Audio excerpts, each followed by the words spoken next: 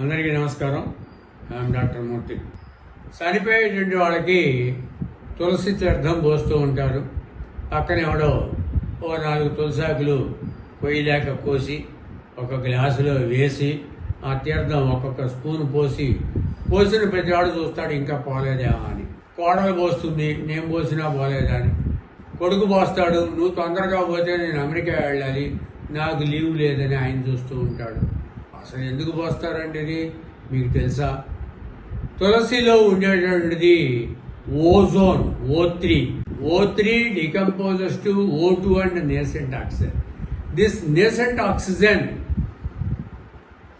detoxifies the toxins present in our body.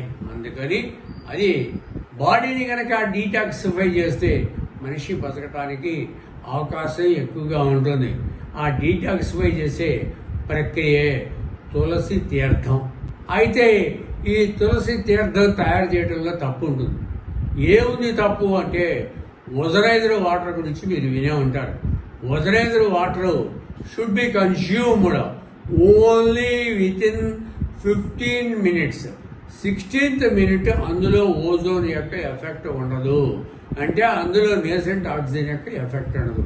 కాబట్టి ఈ తులసి తీర్థం పోసేటువంటి వాళ్ళు ఏం చేయాలి అంటే తులసి తీర్థం కలిపినటువంటి 15 నిమిషాల్లోనే యూజ్ చేయాలి.